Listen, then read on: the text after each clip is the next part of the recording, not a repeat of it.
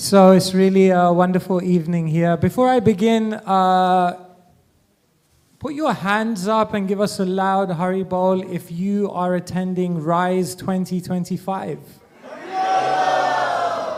Okay, wonderful. And the rest of you, 50% of your life is wasted. Don't worry, there's always 2026. But it's a great time at Bhaktivedanta Mana. This week is just a week full of wonderful association. And it's worth the journey, it's worth the time, it's worth the effort to come here to spend, as Vaishnav said, a few moments with the saintly people who have taken the trouble to travel all the way here. I'll just tell you a story, actually. I was at the morning program this morning. Just to let you know, I was at Mangalarati. And I came to Mangalarati, and at 5:15 I sat down to chant. And you know, when we begin the japa period, we want to get our hands in a bead bag and begin.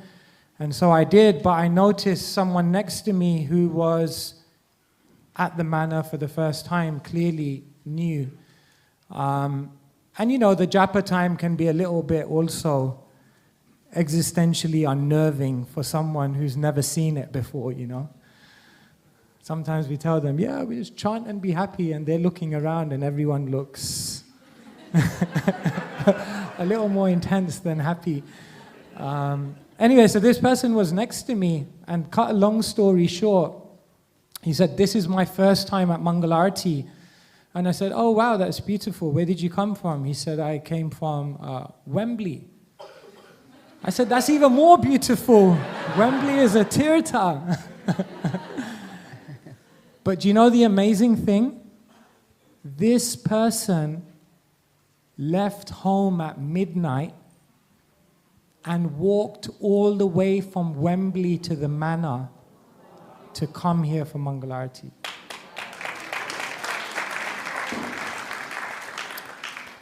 So he said, I left at midnight. And it took me 3.5 hours to come here, and I walked, and he said it was worth every step. Because to be, and he said to me, to be with Vaishnavas is the greatest gift we can have in our life. So today we're speaking about community.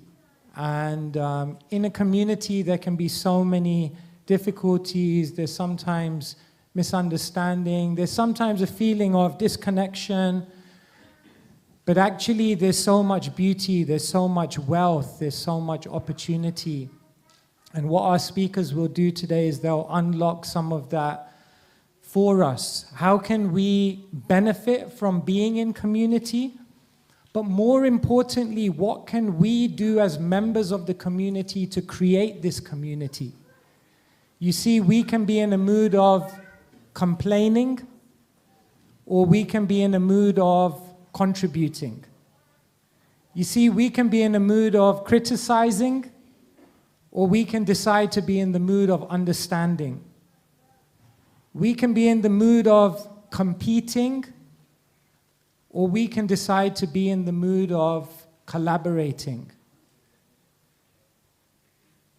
In this way, each one of us have the opportunity to make Bhaktivedanta Mana a beautiful community. It's already beautiful, and we all have that opportunity through our own conduct, through our own Vaishnav character, and through our own spiritual nourishment and progress. So we're really, really happy to be here, and we're so happy that His Grace Vaisesika Prabhu and Gauranga Prabhu are going to address us. So do you have your questions ready? They'll both speak for about half an hour each, and then we'll kind of open it out and see what questions you may have. Does it sound good? Yeah. Okay, wonderful. That wasn't loud. You can do 3 times that. Are you ready? Hare Kṛṣṇa. Śrīla Prabhupāda ki. Thank you for having us. We're delighted to be here in this shining community as an example for people all over the world. And I offer my obeisances to Srila Prabhupada, who gave us such insight into how to live together, and what ways in which one can form a community that's productive for everyone in it. It's not easy living with others. The Goshtiyanandi's greatest austerity is tolerating those around him or her. Human beings have differences. Prabhupada gave us the wherewithal to do that for a higher purpose. And it's edifying and makes for a great life, doesn't it? Say yes. Yes. And I offer my respectful obeisances to all of you. Thank you very much for all that you're doing for the world collectively. It's making a huge difference, and will continue to do so, and it'll become more and more noticeable as time goes by in this Kali Yuga because of your good qualities. Vancha kalpatarvishcha kripasinabhevacha patitanam pavanibhyo vaishnavebhyo namo namaha. In thinking about community, I think about the way that we first started our community in California. I live in California, and my wife and I moved there so that I could be close to the San Francisco airport. Not because I'm a pilot, or that I like to hear airplanes flying over, but I had service in the airport. And we lived there for some time when a van full of brahmacharis and a sannyasi came and landed near us and started a center in a house. And after some time, the leader of that fledgling community, after a very short amount of time, went somewhere else, and there were a few ducklings there trying to make it on their own, and they came quacking at our door one day and said, "Why don't you come and take a look at what we have?" Which was Radha Krishna deities in a house, like somebody's living room, full-size Radha Krishna deities, and Mahaprabhu with his hands like this. And that started what was a lifeline for us, living there, doing service near the airport, and then this small community came, or the seed form of it came, and then we were involved from the very beginning in working together with those devotees and watching the community grow. So I have a few observations from that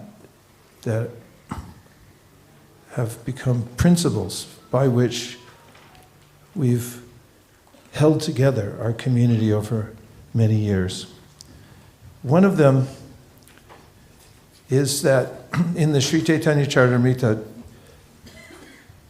Sri Chaitanya Mahaprabhu, in his teaching, Sanatana Goswami talks about 64 items of devotional service, and then says there are 5 that are particularly powerful. And I love it when he does that, because there's ways in which throughout the Shastra there's so many rules and regulations and many varieties of services and rituals and ways that you can do things, and devotional service is the same, 64 items, and all of them are relishable, but he says 5 are particularly important, and that if you do these 5 even a little bit, then you'll be successful, even if you don't have faith in them. And when we had our community, and in its growth stage, we, after hearing that verse, decided that this could be the center point for the community, that we would put these 5 in order so that everyone could have a touch point with them. And even if it was a little bit, according to Lord Chaitanya, then everyone would be successful. And those 5, I'm assuming, are behind me on a screen somewhere. Is that true? Yes. Can you see them? Yes. And I think it says the 5 most I can't read it from here. Most powerful, what does it say? Most potent, okay. Similar words, same. Bhakti practices. And, of course, most devotees know that's deity worship and association with devotees, chanting Hare Kṛṣṇa, living in a holy place, and, what did I miss? And hearing Śrīmad-Bhāgavatam, the association of devotees. And keeping a simple formula can be very helpful. If these 5 are available to a community of devotees, whether it's 2, a community of 2, is that legal to say that? Is it, can you have a community of 2? My understanding of the word community is that you have something in common and you're working for a common purpose. So I suppose you could say 2. 2 or 200 or 2,000 or 200,000. If you have a center point as a principle that you adhere to, this would be the one I recommend. And coming back to the main points, the way the Hare Kṛṣṇa movement started in the first place was with Advaita Acharya having a Bhagavad Gita class in his courtyard that everyone was invited to. And then he would discuss Bhagavad Gita with the devotees, and then he prayed to Lord Chaitanya, please come. So having an open Bhagavad Gita class is one of the ways in which community starts. Because when people hear it, then they naturally get inspired by Krishna from within their hearts, and they want to do something to help other people come in contact with that. And isn't that what Prabhupada did when he came to America? He went out and chanted, and then he had a open Bhagavad Gita class in a storefront. And it didn't go much farther after that, right? Who was laughing in the back? Didn't go very far, right? Say, no, Vaisesika Dasa, wrong. It expanded from there, just from the hearing and chanting that Prabhupada did. That was the inspiration. And then Prabhupada instituted these other simple processes that one could stay in touch with, the basic principles of bhakti. And so, Occam's razor says that usually the simplest solution is the best. And if you can find a principle that's applicable in all times and places, and you keep coming back to it, it's very helpful. So that's one of them. And when I first got to that small community and we started working together there and talking about what's important, I had suggested that we have a common goal, which would be to expand our outreach. When I first came there to the little meeting they had, it was one of their first board meetings. I think there were 5 people there who were early members of that community, and they said, could you come? And I came and sat in, and they asked me for advice, and I said, what would you like to achieve? And they had drawn a picture of a temple. They said, we want a temple on a hill. And I said, then I can't help you because I don't want a temple on a hill. I want to expand the outreach and then have the temple on the hill dropped upon our heads by Krishna's arrangement. And they were open-minded and very young and open to anything. They just wanted to get something going. So we decided to base our small community at that time on outreach. And the most measurable type of outreach that I knew of at the time is distributing books. So we took to that, and that became a common theme for our community. I was the youngest in my family of 4, and then I was a brahmachari and one of the younger disciples of Srila Prabhupada, and I never liked kids because maybe I never met any younger than me. in my family or in the movement that much. But then I started noticing at our community that there were kids. And my first notice of them would be that they would tromp through the Śrīmad-Bhāgavatam class while we were conducting it without a care in the world, or noticing that they were walking through a group of devotees who were hearing Śrīmad-Bhāgavatam. And then I started noticing that they were exceptional. Little by little, I noticed that, and I got fascinated with how they were born into families where the chanting Hare Kṛṣṇa, where the devotees were chanting Hare Kṛṣṇa, and I saw they must be some special souls, and then I started to realize more and more that they were. And then I started realizing more and more that they were one of the main pillars of community. And so I gave more and more attention to the young people, partly because they were non-judgmental, and it was really easy to be around them and have programs. And then I started doing more research about how to give more facility to young people. I wanted to know what they thought when they were growing up and what it felt like to be an adolescent in Hare Kṛṣṇa movement. In fact, I called some devotees who were already grown up, but they had been through that. Like Jhanavi Harrison I talked to for some time, and she told me how she had met Jamunā and had been deeply inspired by her, and when she was leaving her home and driving away, she thought, yeah, I'm going to be a devotee. And then I got together a group of young people who were my godbrothers and godsisters who had been initiated at a young age, some of them at 12, Prabhupada gave initiation to. And I wanted to know from them what inspired them and what was a hindrance in their progress. And after some conferences, they came up with these two mantras. One of them was in the middle of this pentagon that you see there. What helped them the most was seeing peers doing great. And the thing that held them back the most, they said, was not having upward mobility. They felt at the time there wasn't any opening for them for taking on service or management or anything like that. And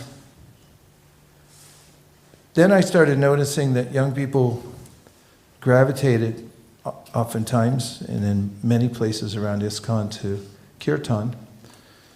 And I started some interaction with the kids where we had not just kirtan, but also some of the other things you see here. Shlokas, Shravanam, hearing from Prabhupada's books. Then, of course, kirtanam. And then visits to the Dham. And also learning book distribution. So I saw those as 5 points that could be really helpful. And we started several programs like Youth Jam, Shastra Jam, Japa Jolt, and Youth Yatra. Why am I bringing this up regarding community? Because people care about their kids, right? Now really say yes. Yes. Yeah. I mean, and when the kids are becoming Krishna conscious and well-rounded, and they actually cross that threshold where they say, no, I want to be a devotee. It's not that I was a devotee, and now I'm growing up and I'm going to move on and do something else. They feel part of the mission, and they start taking responsibilities like initiation and also wanting to do service. And they're really smart too.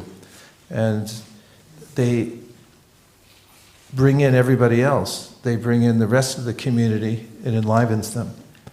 So I made these two pentagons. One of them is a reminder that it all comes back to Shravanam Kirtanam. There's no point to coming together for niceties if there's no transcendental sound vibration. And the community is all based on hearing and chanting, and then distributing to as many people as possible. And if we have those as a center point, and if we feel that we're flagging in one way or another, we can always remember that the antidote to that is to hear and chant more and increase the transcendental sound vibration. That's helpful to know, and it's the verdict of the Shastra that that's our main process. And it feels good too when everyone comes together to hear and chant. And then the other pentagon about the children, giving them full facility for these 5 things: learning Shastra, learning slokas, hearing and chanting, and so forth, and then giving them facility to do services. Uplifts the whole community. Another aspect of enlivening the community is brand new people who have never heard of Hare Kṛṣṇa. And they come, just as Maharaj was describing the person who walked to the temple, which reminded me of a story I heard about Srila Bhakti Siddhanta, that a child once showed up at one of the Gaudiya mats early in the morning. And it was mostly sannyasis there in his mutt. So some of the sannyasis after Mangalarti went over and said, "Where did you come from?" He said, "I walked from my village." And how far was it? It was 20 kilometers. And they were so impressed, they asked him, "Well, why did you come here?" And he said, "Well, I heard there was a Mangalarti that takes place here every day." And he had heard the 9th verse of the Kuruvashtakam, which is Śrīmad-Bhāgavatam etarusha rame muhurte patita prayatna yastena vrindavanananta sakshat sevai valabhya janashonta eva, which says, anyone who sings this loudly during the Brahma Muhurta will go directly back home, back to Godhead. So he said, "I came here to sing it." They took him to Srila Bhakti Siddhanta Saraswati Thakur, and he interviewed him for a few minutes, and he said, "Get him a bicycle." And they did. And he used to come to Mangalarti. And this idea of getting somebody a bicycle, that's the idea that when somebody comes here, they're a special soul. So we want to facilitate them in whatever way we can. And anyone who does anything every day for a long time can take it for granted. But when somebody new comes in, you see it through their eyes, and you vicariously experience what it's like for the first time to see the temple, to see the deities. If you have somebody over to your house, they may walk in and say, "Oh, where'd you get that painting?" It's like, "Oh, that? I haven't seen it in 20 years," until you saw it and mentioned that it's here. And this is the other aspect, which we call the lifeblood of the temple, is that when new people come, we extend ourselves and make sure that they feel welcome. And when people feel welcome and appreciated, and they're given a clear understanding of how to move around in the temple and to feel comfortable, they'll want to come back. But there's a greater effect on the community, which is that we see the new people and we see their enthusiasm, and we may think, "Oh, that's more than mine." And that's what again and again revitalizes the community. It's the lifeblood of new people coming in and us facilitating them so that they can feel part of the Sangha. Prabhupada gave instructions to Karandar, who was one of the very talented early leaders of the Hare Kṛṣṇa movement. In Los Angeles, he became among the first batch of GBCs. And there's a memo that Prabhupada wrote him in which he said to him that as a leader, you should always create a fresh challenge so that devotees will want to rise up and meet it. Create a fresh challenge so that devotees will want to rise up and meet it. And in as much as community means a common goal, when we have a common goal, a goal to reach for together as a community, and we feel enlivened to achieve it together. There's a way in which we see Lord Chaitanya Mahaprabhu's hand in everything. For instance, if you have a particular goal and you work together, and at first it seems impossible, as many goals do. We're here now, how are we going to get to here? And you work together towards it. You may notice after you've achieved it that you didn't really do it. You just did as much as you could, and Lord Chaitanya somehow or other provided the resources, the intelligence, the energy. And then from that, the entire community feels, yes, this is a transcendental movement. And when we have onward goals, we have progressive goals that we're working together on, we get that experience again and again. And it's one of the aspects of community that keeps the spiritual flow current through all of us, to working towards what seem to be slightly impossible goals and reaching them. Do you agree? Have you experienced that? Yes. Just say yes. Yes. And finally, I just say that communities change over time. Nothing ever stays the same. My wife and I recently took a retreat just so we could see how we're doing, because we're often so busy that it's hard to notice. In fact, while we were on the retreat, she said to me, "Are we okay?" Yeah, I think so. Let's talk about it and see. And when we talked about it, we could see, yeah, I think we're doing okay. And it's helpful to look and see how we're doing at any given time. And also remember that things change. We were young, and suddenly on the retreat we compared notes, and it turns out that we're not young anymore. That was a revelation. And that may happen in a community also. You may be working towards these worthy goals and hearing and chanting and so forth, and then realize the community is very different than it was 5 years ago or a decade ago and so forth. And you might be alarmed as much as you might be alarmed if someone told you you're old all of a sudden. But it's not unhealthy. It just means that, like everything else in this world, it changes into something else. But if we appreciate what we have and who we have at every given stage, by taking stock and being grateful for what we have already, it can be very helpful, because oftentimes with goal setting, and although this may sound contradictory to what I just said, is always having the next thing to look for. Simultaneously, in a community, it's important to take time to talk about what we actually have now and be grateful for it. In our temple community, which is a little one-horse town compared to this, out in the west, on Sunday evenings after the program, the community gets together and sits together, and we have some bhajans. And one of the aspects that the devotees have come to like is that we share realizations and talk about how we're all doing. Guhyamakyati Prichati.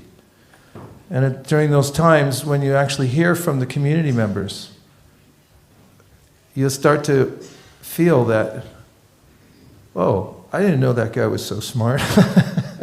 Or you realize that somebody has some anxiety you didn't know because they're always smiling. And you get to know the devotees in the community. That's why Guhyam Akyati Prichati, sharing what's in your heart with the rest of the community members, is really important.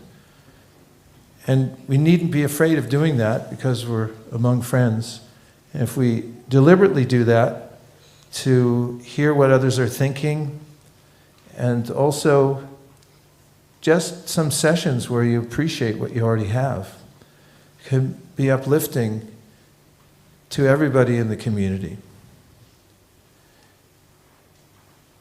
What do you think? Yes about what? Everything? Like everything I said? Oh, about sharing? Okay. So, those are a few thoughts that I tried to boil into principles that you can apply at any time, in any place. I have 1 minute left, so let me just see if we can review them. How many things do you think I said? As that you could put into a category of a principle. 5? 14? 5 potent forms. Oh, 5 potent forms, that's one. That's just a reminder that the genesis of all good things is hearing and chanting. So, if you don't like what you're being subjected to, change the subject. Go back to the Bhagavatam. And if all else fails, and it will, chant Hare Kṛṣṇa. Okay, what's the next main principle? Engage the youth. And there's a plethora of ways. If you look at the pentagon, it's a healthy mix of many things. Not just one thing or two things, but if you put the main things in, and they have that facility, that's really powerful for community building. Can anybody give a couple more really quick, 30 seconds? Pardon me? Reflections. Yeah, having reflections, having time to share what's actually in your heart with other people in the community and hear what they have to say. Guhyamakati Prachiti. Fresh challenge, who said it? Yes. Fresh challenges, create a fresh challenge for the community, and you had another one? Oh, Hare Kṛṣṇa. New people coming in is the lifeblood. And if they do come in, get them a bicycle. Or a Tesla or whatever. Just help them to get here from Mangalarti. Thank you very much. Hare Kṛṣṇa. Hare Kṛṣṇa.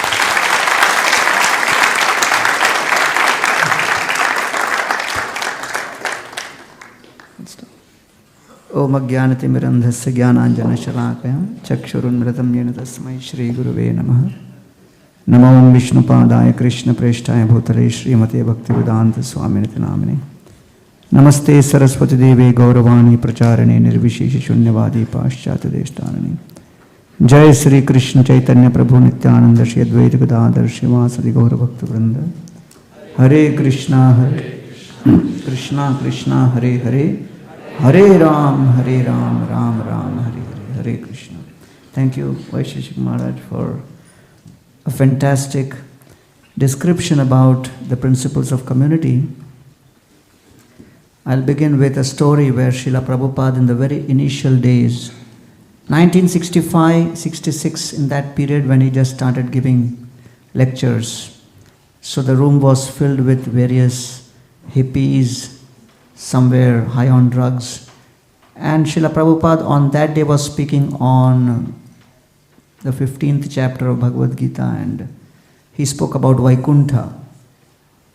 And after his talk, one of the guests, like one of the hippies who was high on drugs, he raised his hand and he said, Swamiji, in your talk you spoke about Vaikuntha.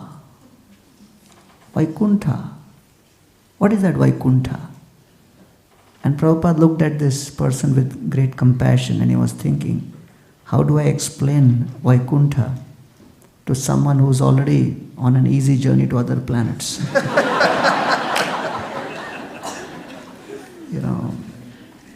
But because of that compassion, he looked at him intensely and he said, Vaikuntha, it is like an ocean of LSD. And that man said, oh, I want to go there. So Srila Prabhupada created the context. The community in 1965-66 is different from the community in 1976, and it's very different from the community in 2025. Things do keep changing. So this topic came up as part of my master's thesis, which is published from the Mumbai University. And Himangi Mataji, she said she wanted to take this as part of the devotee care initiative.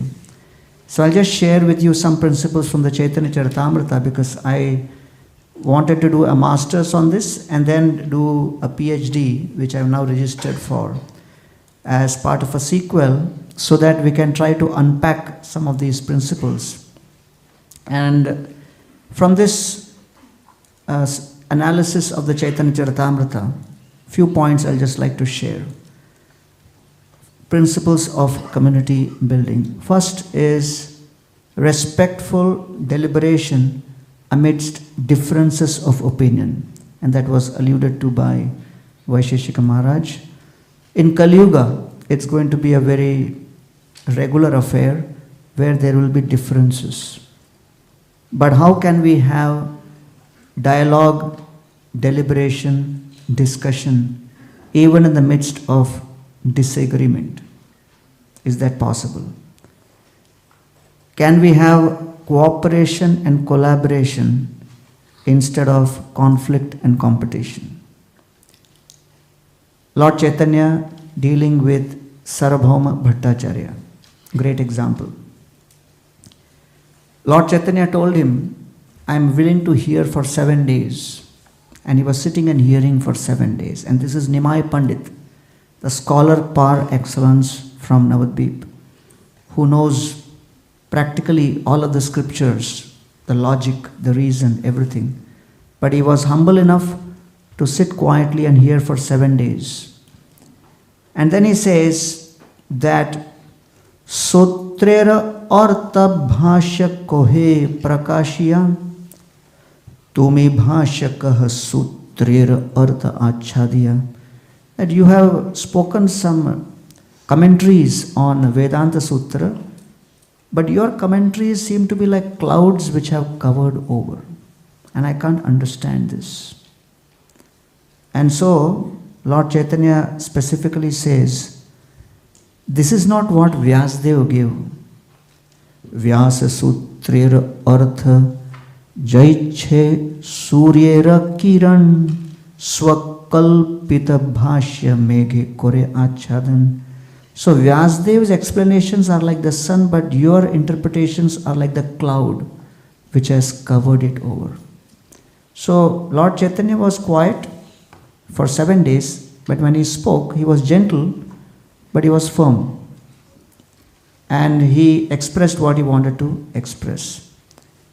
And then he said that Vyasadeva has written all the Vedic literatures for delivering the conditioned souls. Jiveranistara lagi sutra koila vyas mayavad bhashya shunile hoi sarvanash. So this famous verse was spoken by Lord Chaitanya in this conversation with Sarvabhauma Bhattacharya. He disagreed with Sarvabhauma Bhattacharya. He was very firm in his disagreement, but he was very respectful in putting forward his disagreement. And therefore, what comes across as the most powerful aspect while negotiating disagreement is the culture with which we approach this.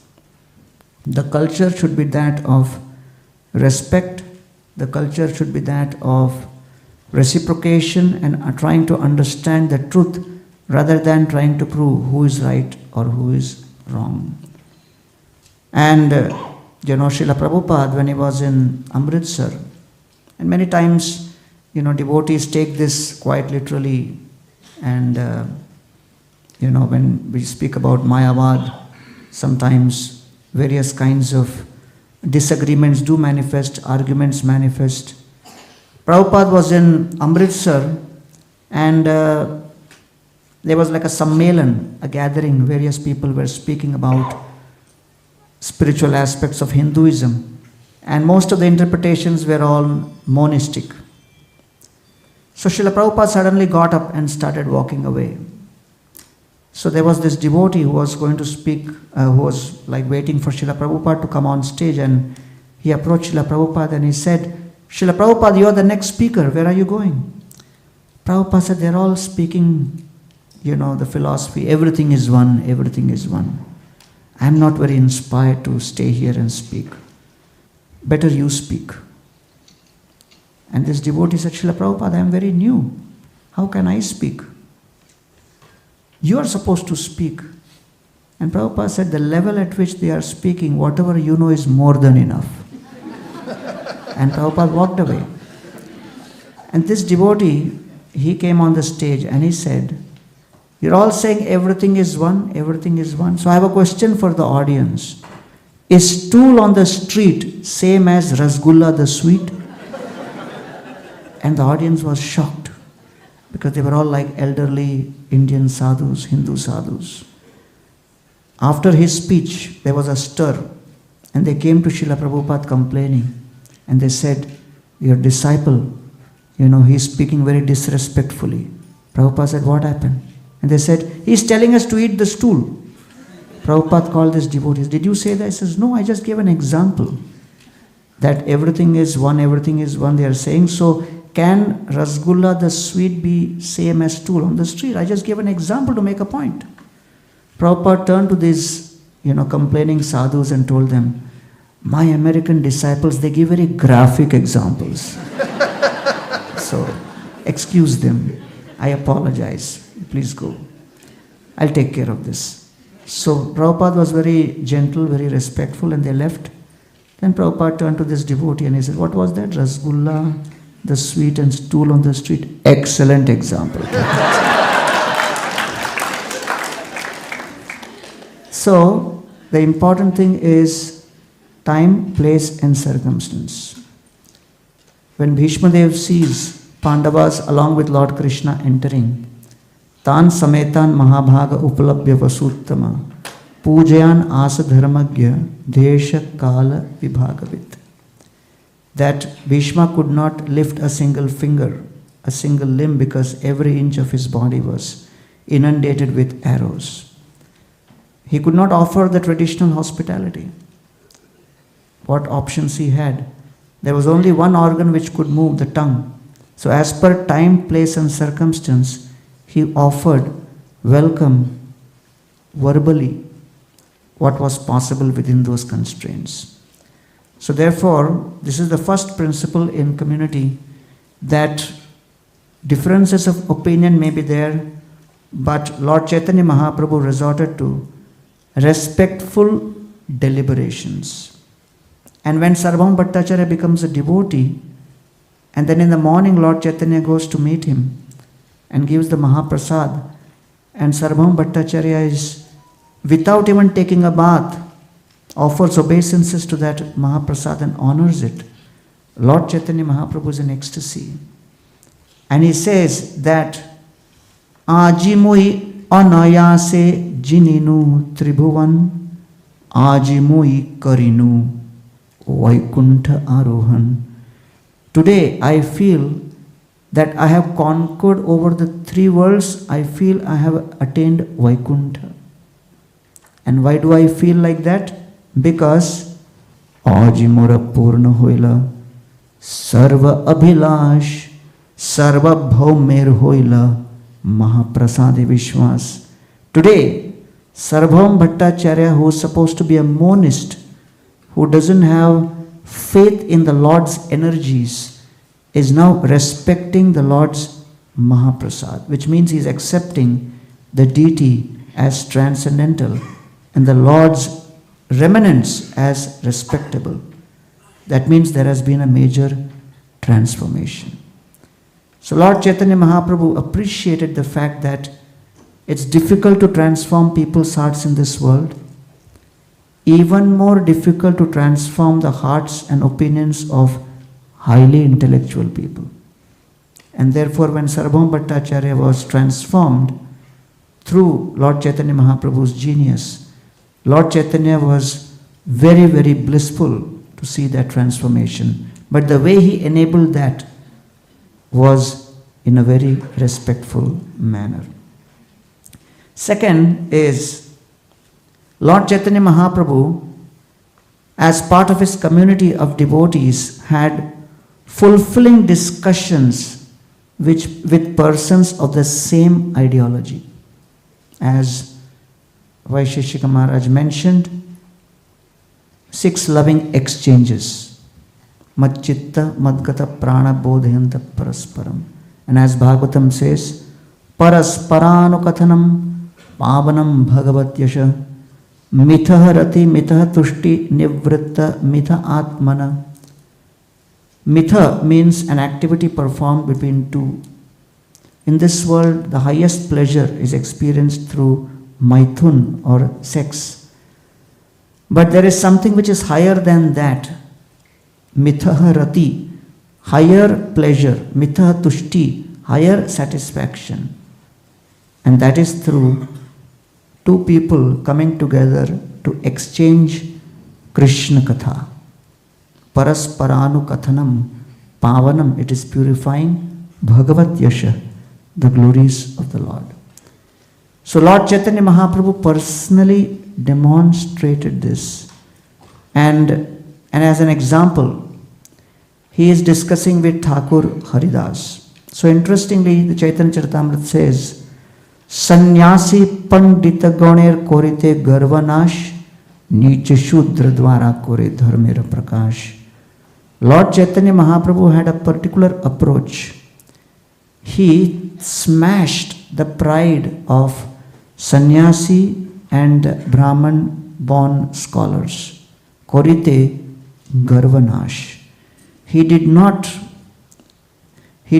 give them so much opportunities to be his representative as much as Neech Shudra Dwara Kore Dharmera Prakash, as those from the last mile in society. Haridasa Dwara Nama Mahatmya Prakash Sanatana Dwara Bhakti Siddhanta Vilas. He chose Thakur Haridas, who was not even from the Hindu community, to be the representative for Harinam. And Sanatan Goswami, who was also outcast from the Hindu community because of being aligned with Nawab Hussain Shah, to be the representative for Bhakti Siddhanta establishment. And therefore, when Lord Chaitanya is with Thakur Haridas, he is asking in a very humble manner to Thakur Haridas that Haridas kolikale yavana apar go brahmana himsa kore mahadurachar. Oh Thakur Haridas, please tell me, what will happen to the people in this age of Kali? There are so many yavanas who are not following the varnashrama principles. And go brahmana himsa kare, they are violent towards cows and the brahmanical culture. And they are not following the proper principles of dharma. What will happen to them? And my greatest anxiety, O Thakur Haridas, is Iha sabarak ko namate hoibe nistar tahar hetu na dekhiye e dukha apar. I am wondering, can the souls of Kali ever be delivered? And thinking and contemplating like this, I experience great distress. So Lord Chaitanya is sharing his anxieties, sharing his insecurities, sharing his feelings with another devotee.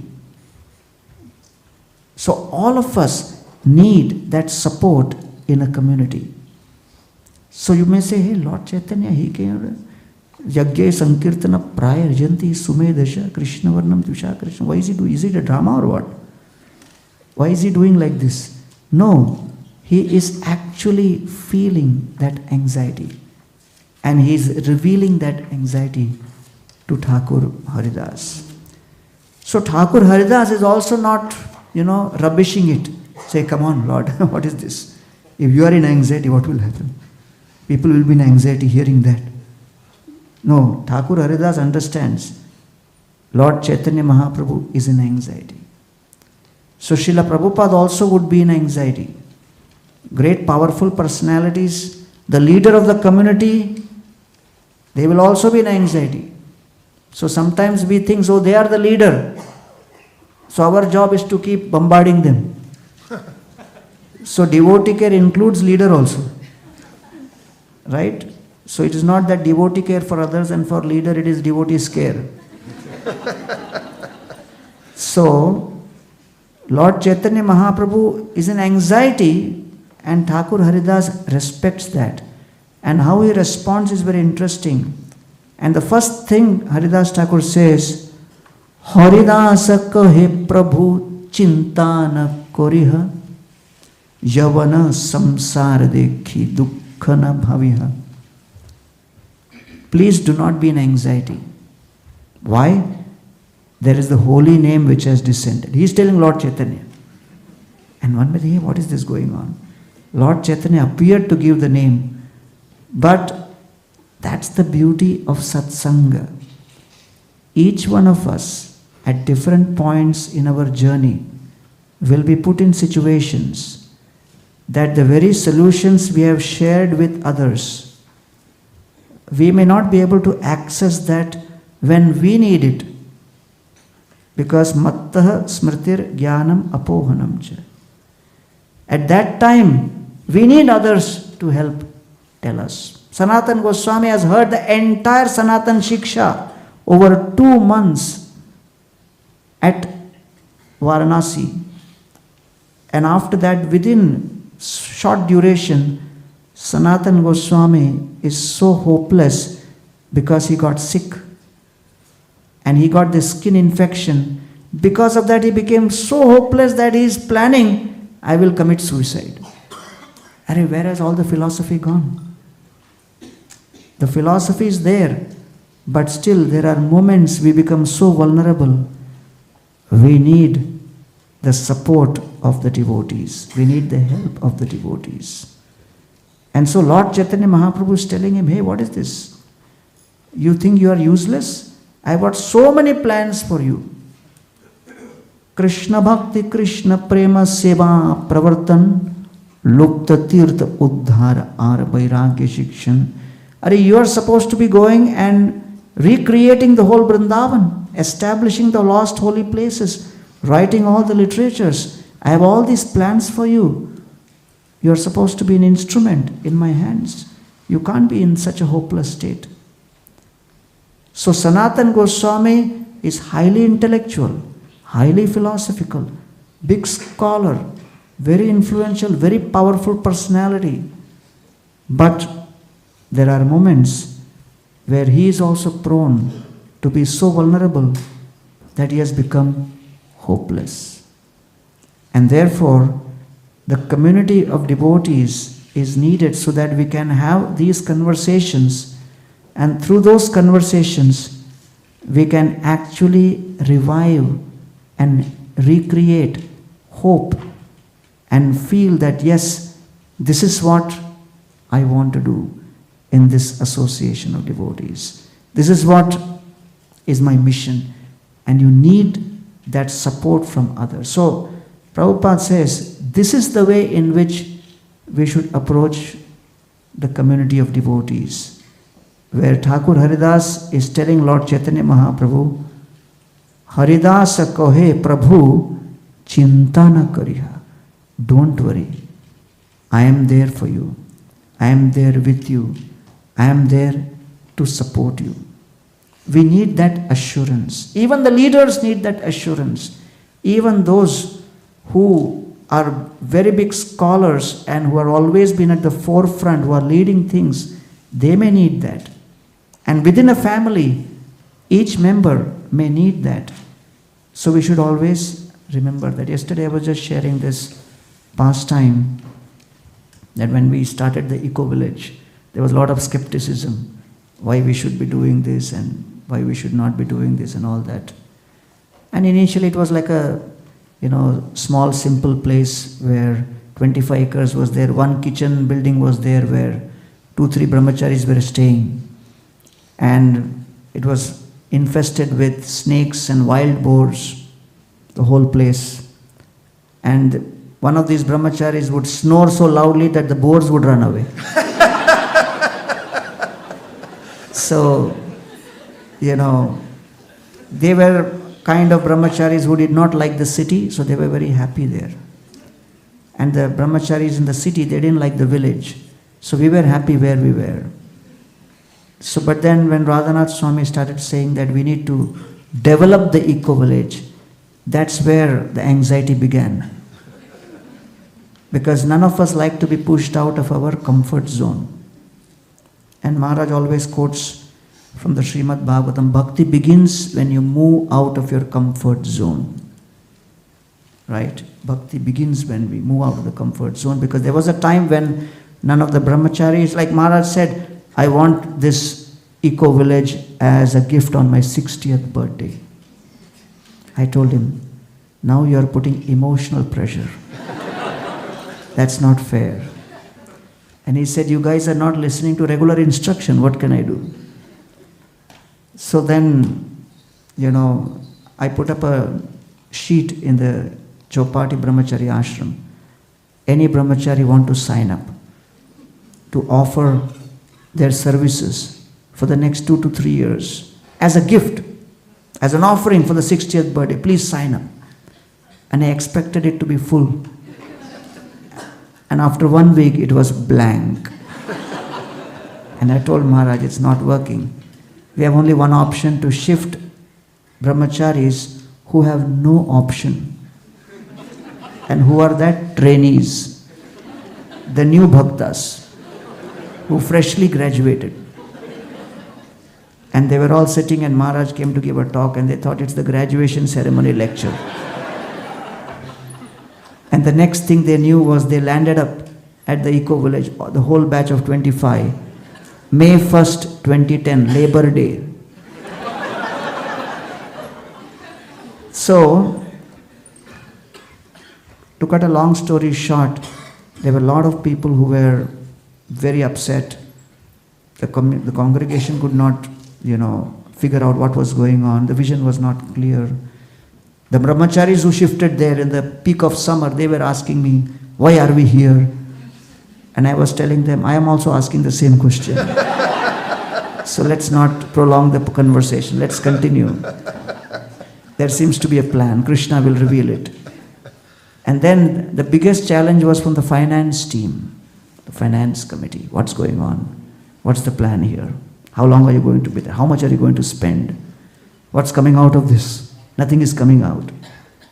So then one of the finance committee members made a very heavy statement to me. He said, you should go and tell, Radhanath Maharaj, this project, Govardhan Eco Village. And he was like very emotional, And he said, this Govardhan Eco Village, it's like a black hole. Any amount of money you put in, black hole. Tell him that. Don't tell my name.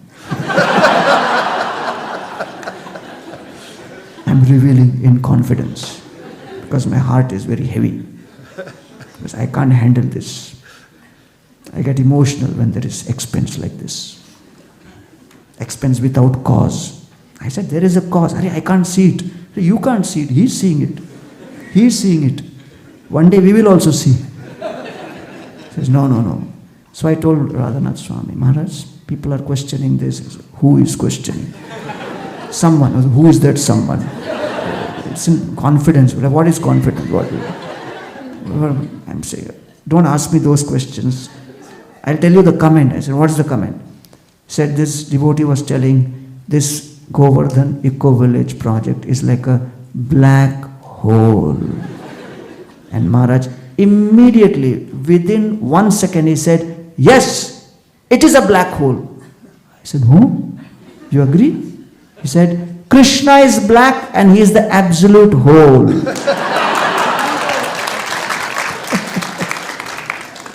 So, he was very clear that Srila Prabhupada wants a community centered around the deities in a farm with cow protection, agriculture, education, Vrindavan and retreat center.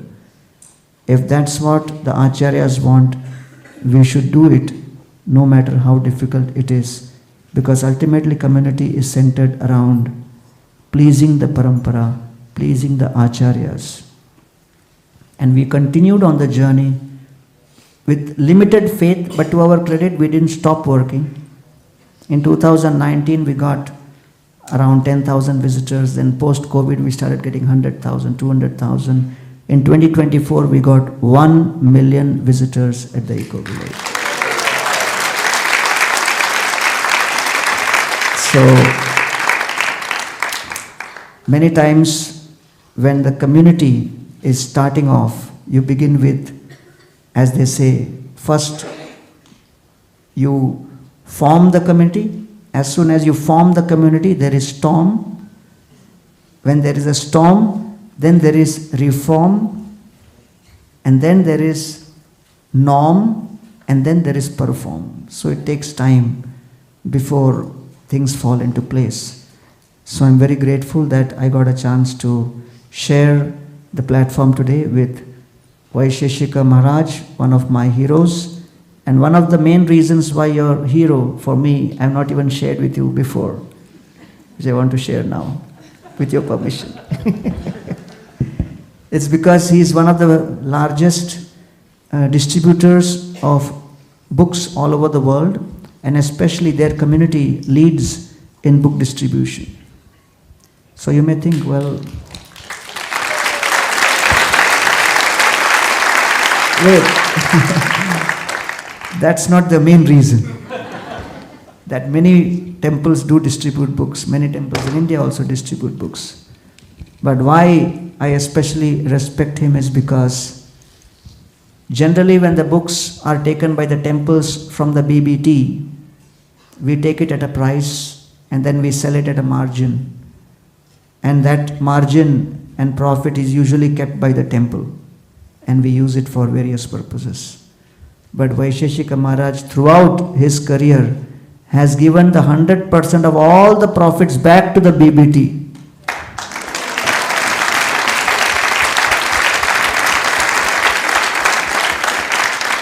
Yes, Prana? Prana is impressed. That's a tough one. Yeah, you can come and take an interview now. So that's something which is very, very amazing, and it demonstrates the credibility and the character of the leadership. So congratulations for that fantastic example. Thank you very much.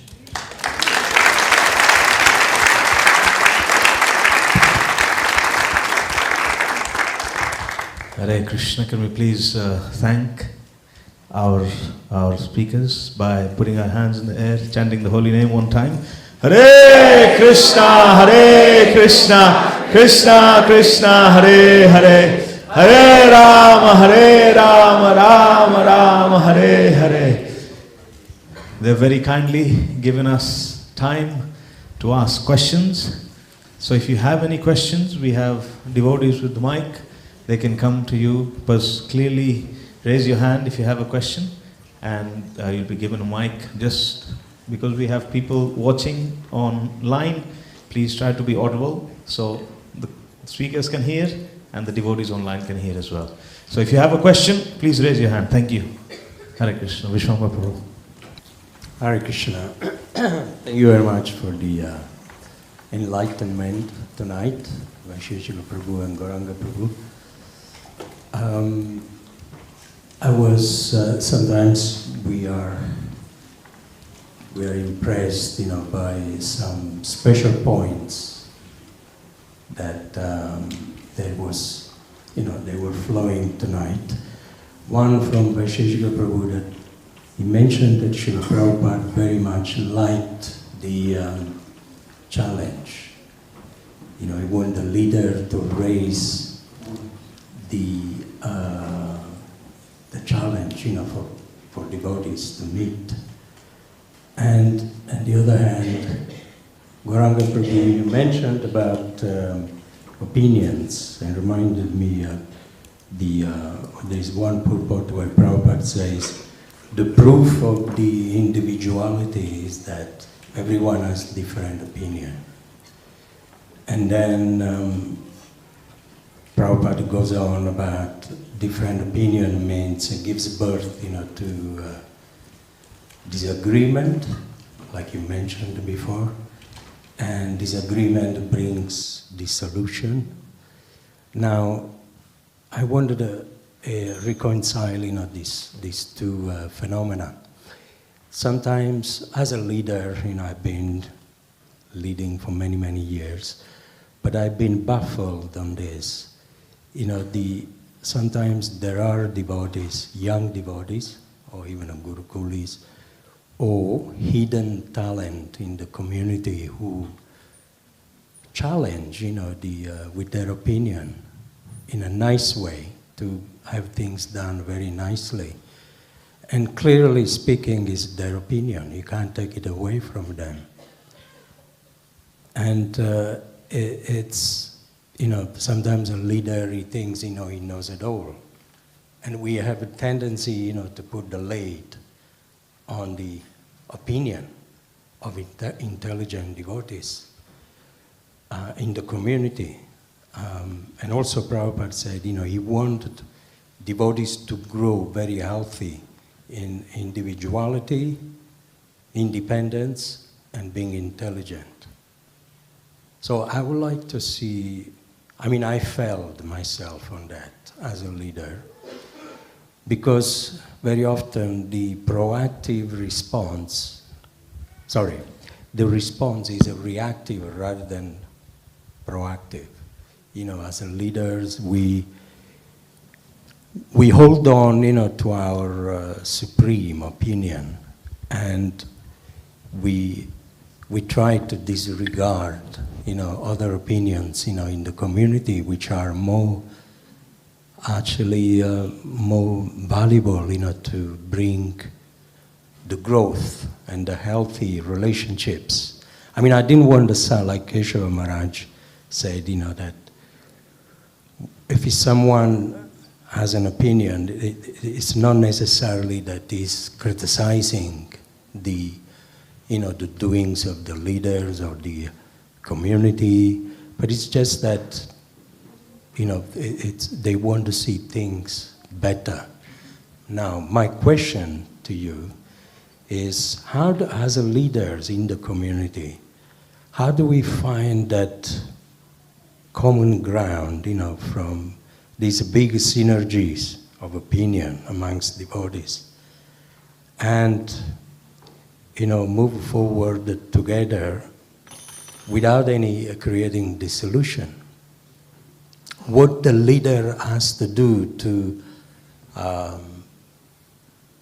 to allow those devotees to contribute for the betterness of the community. Because very often, I have my son, he's very intelligent, my oldest son. And the tendency was just to put a lid on it, but he shied away from ISKCON altogether. 10 years into Gurukul, he practically speaking, he knows all the verse of the Bhagavad Gita. He knows the major verse, of the Bhagavatam, and super intelligent. But, I was not trained, at how to keep him safe into the community of devotees. So I would like to ask both of you, or Gauranga Prabhu mainly, what should be the mentality of the leaders of the community towards the challenge that Srila Prabhupada is talking about, and devotees, when they do challenge us? You go first on Hare this. Kṛṣṇa. Gurukul and so many kids and everything.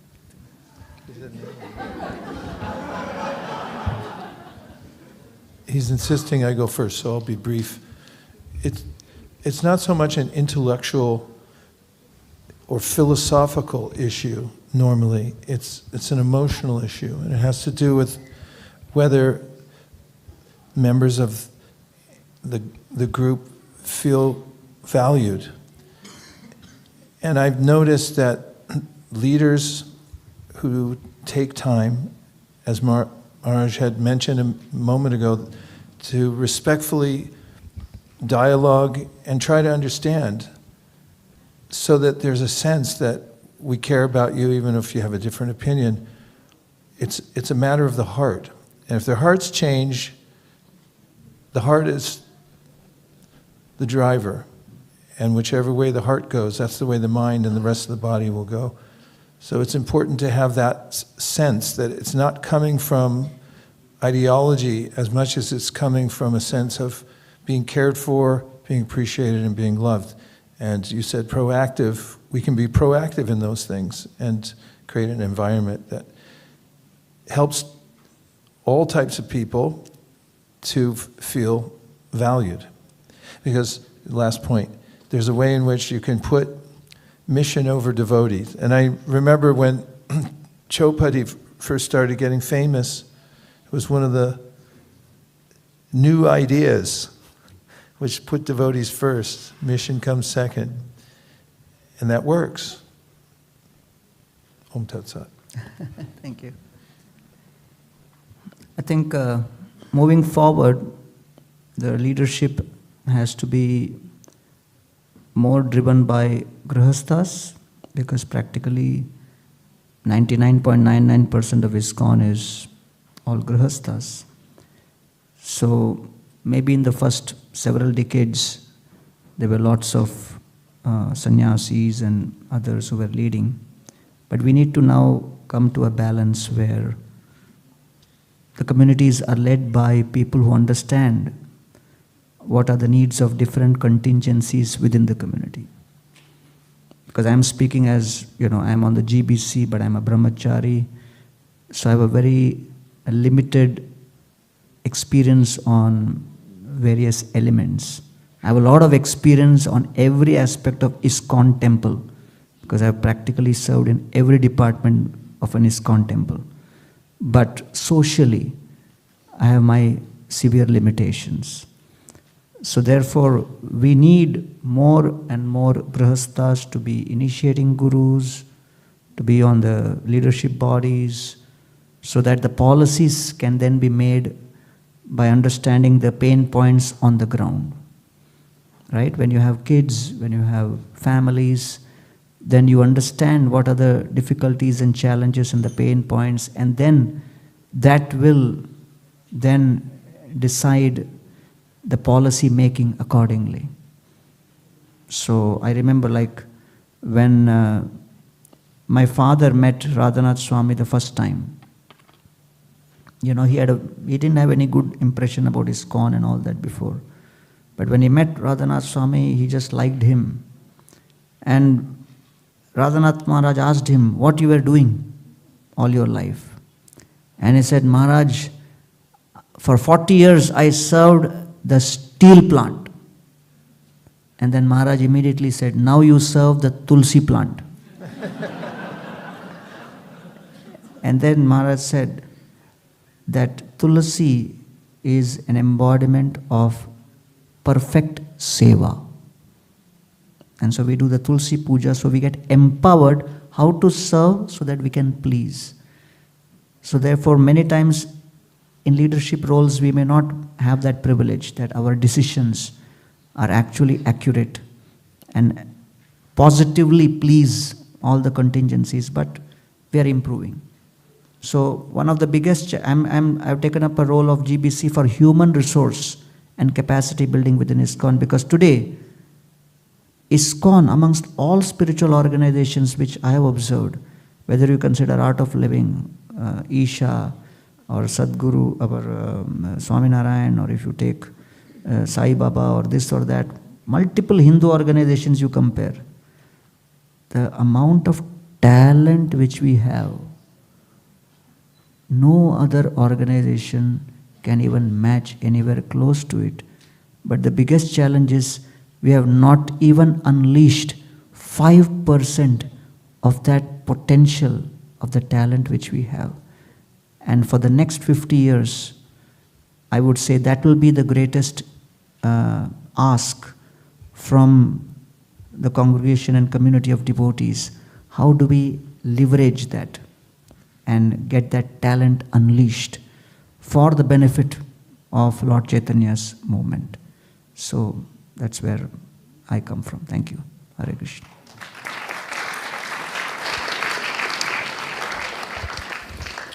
Yeah, one question. Hare Krishna, thank you so much for being here. And I can definitely attest to Vaisesika Prabhu for the vibrant community he's built in Silicon Valley and the kind of energy that exists there and how it helps you kind of move along in your spiritual journey as well. I just have a very quick question. I've been to the Govardhan Eco Village and Mayapur as well, and a lot of different places, but I'm just curious, for ISKCON, whether it's in India, whether globally, what are some kind of new projects that we should keep an eye out for? What is the kind of vision in terms of new ideas, anything that maybe we're not aware of that's kind of being cooked right now?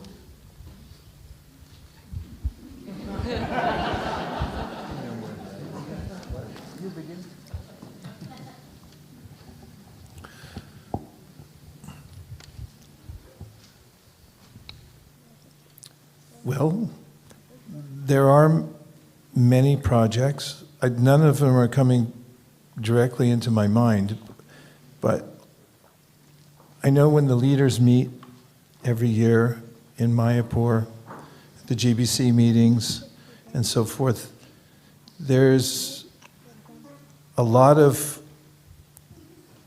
discussion about how to increase certain projects that are most important. And in the expansion of ISKCON, there are some basics that are very, very important. And I noticed that there's a lot of planning and smart devotees behind them working on like farming projects in different places. There's also expansion of temples in various places. There are digital excursions where devotees are experimenting with getting more people involved in that way. And I'll just say that I noticed that there are a lot of wheels turning with ideas, and there's a lot of care being taken behind the scenes to make sure that those things come out to the world. I think you can say more about the specifics. There's the internet. There's a lot happening. Just if you look at Bhaktivedanta Manor itself, I would say that 5 years ago this building was not there. But now this has turned out to be one of the most beautiful convention centers in whole of ISKCON. So beautiful, so attractive. So definitely, if you go to America, a lot of new temples opening every year in the outreach. If you go to Keshav Maharaj's website and projects, so there is Gita Daily, Think Gita, and so many other things. So a lot of things are happening, but I can share my email ID with you. You share your CV with me, we'll engage you. Let's cut a long story short. So we have like few minutes, so we can have quick questions, rapid fire.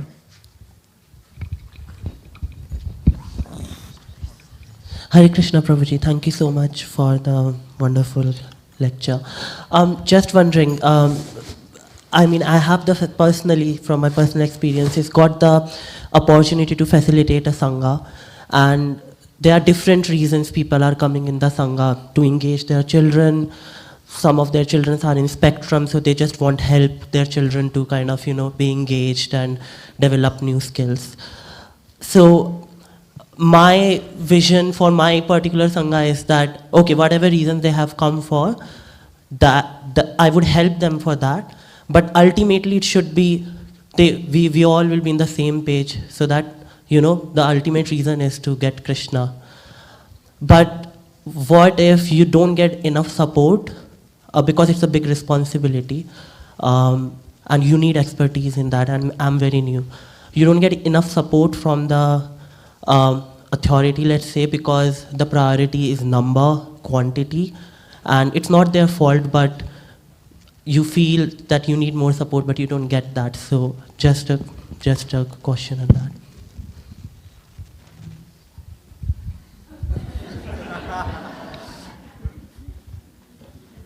Okay. Well, if you don't get support, then you increase your chanting, increase your prayer, and gradually things will change, because you can't be in a complaining mood. So you have to be in the positive mode, and that's basically the essence of what we have been speaking about. So the ISKCON was never set up on the basis of assets. It was set up on the basis of Srila Prabhupada's attitude and his absorption in the instruction of Srila Saraswati Thakur. So therefore, commitment will be the one which will change the course of your seva, and not cash. And commitment is in your hand. Cash is in the hand of your authority. So you work on commitment, cash will follow. Okay.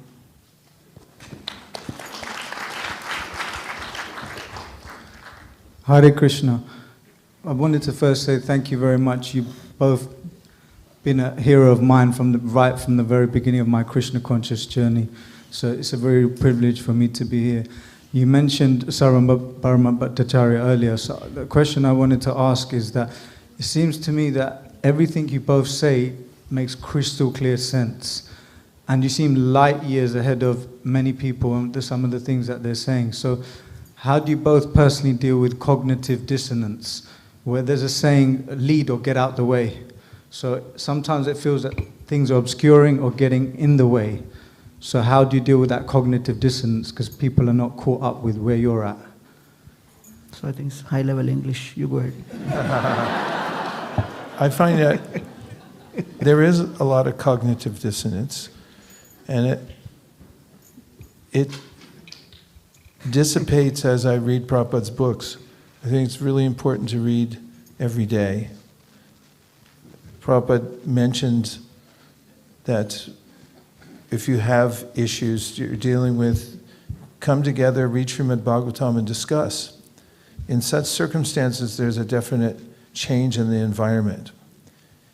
And anytime you're anywhere, if you restart the transcendental vibration, if you're at a crossroads and then you chant a little more and you read Prabhupada's books, the cognitive dissonance will dissipate and you'll get clear answers.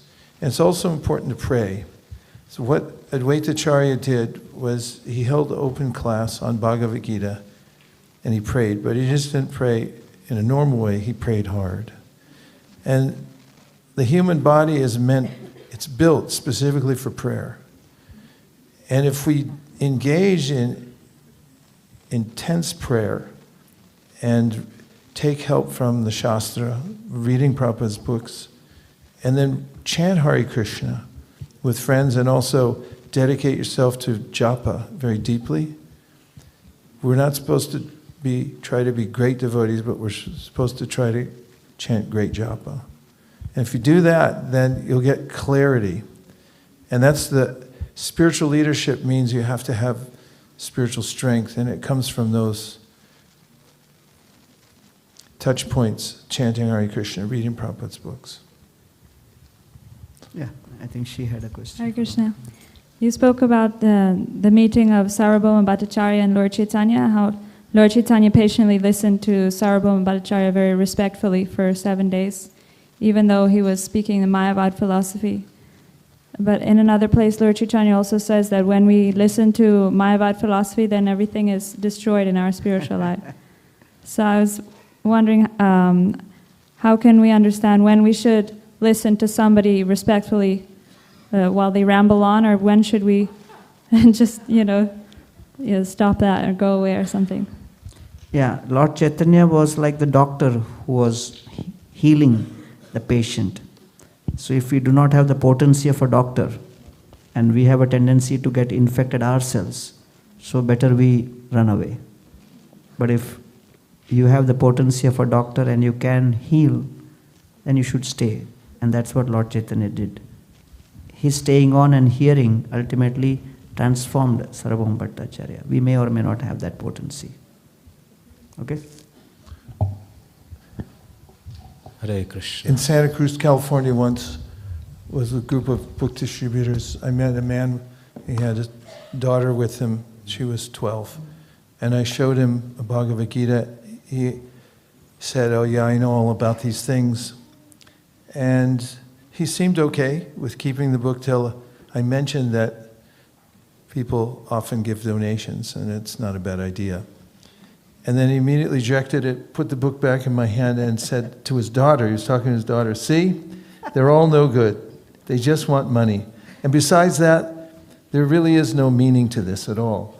And he went on a diatribe, and I did employ the Lord Chaitanya method by just standing there, and he told her, there's no difference between God and this street sign and other such epithets that he was mentioning again and again. And that went on for about 7 or 8 minutes. And then he got exhausted. And he pulled out $5, gave it to me, grabbed the book back from me, and handed it to his daughter and said, let's go. I have witnesses. So, in the context you're saying, if you let people speak, they don't really know what they're saying anyway, and then can change their... They have to be potent like you. Okay. Hare Kṛṣṇa.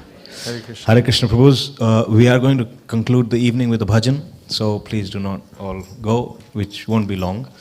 But a couple of announcements I want to share. At the temple, we are trying very, very hard to rekindle or enhance the community spirit that we have as our community is growing. And one of the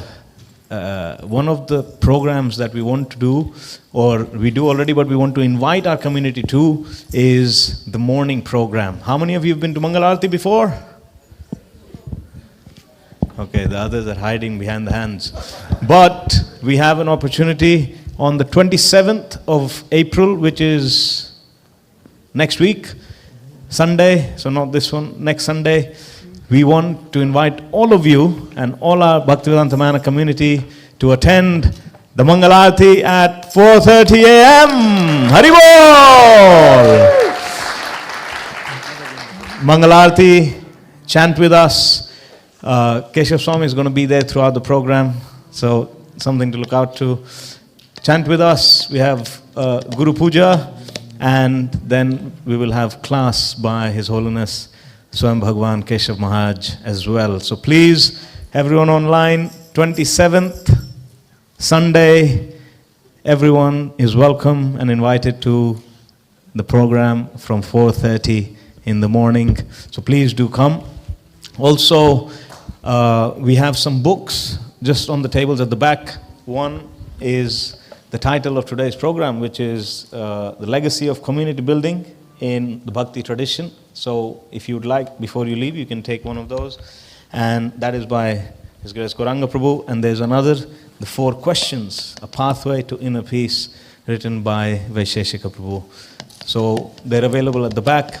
We will now invite Mother Vishakha to please come forward, our temple president, and say words of thank you to our illustrious preachers. Hare Kṛṣṇa.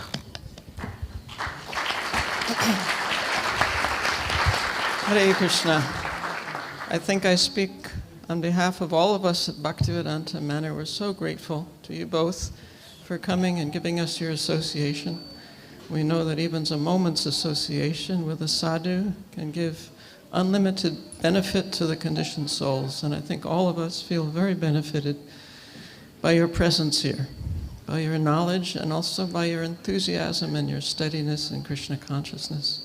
So please come again and again. Please make Bhaktivedanta Manor your community also. Hare Kṛṣṇa. All glories to Srila Prabhupada. Thank you all so much for coming. Hare Kṛṣṇa.